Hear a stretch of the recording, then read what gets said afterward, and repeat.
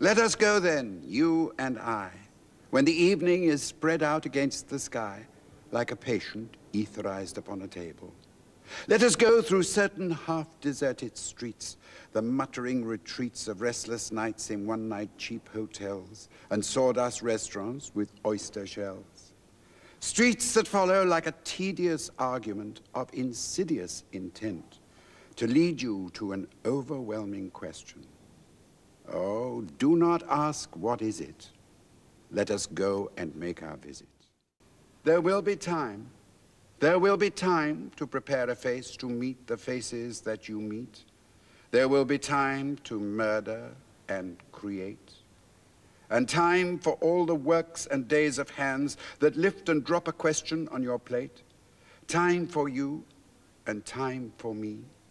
And time yet for 100 indecisions and for 100 visions and revisions before the taking of a toast and tea. In the room, the women come and go, talking of Michelangelo. And indeed, there will be time to wonder, do I dare? And do I dare? Time to turn back and descend the stair with a bald spot in the middle of my hair. They will say, how his hair is growing thin. My morning coat, my collar mounting firmly to the chin, my necktie rich and modest, but asserted by a simple pin. They will say, but how his arms and legs are thin. Do I dare disturb the universe? In a minute there is time for decisions and revisions, which a minute will reverse.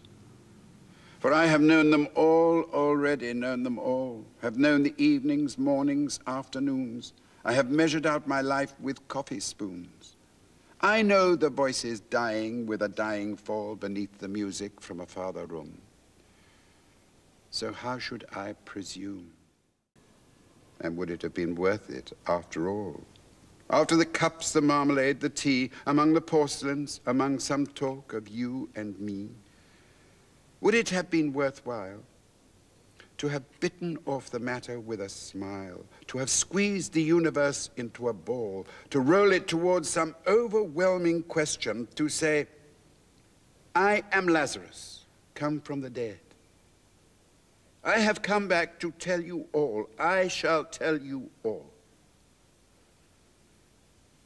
If one settling a pillow by her head should say, that is not what I meant at all.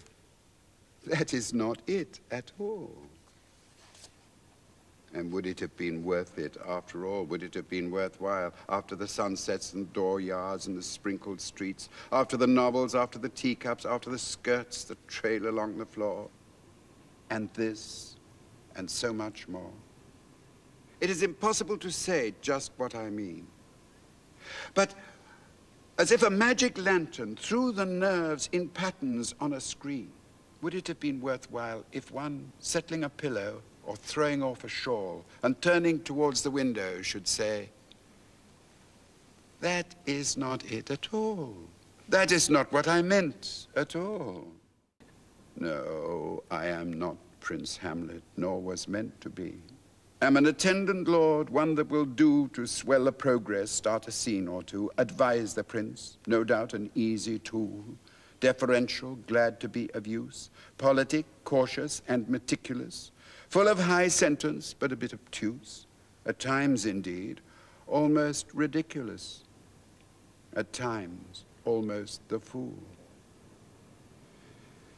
I grow old, I grow old. I shall wear the bottoms of my trousers rolled. Shall I part my hair behind? Do I dare to eat a peach? I shall wear white flannel trousers and walk upon the beach. I have heard the mermaids singing, each to each. I do not think that they will sing to me.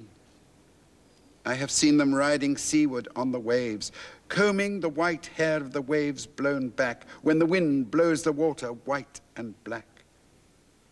We have lingered in the chambers of the sea, by sea girls wreathed with seaweed, red and brown, till human voices wake us, and we drown.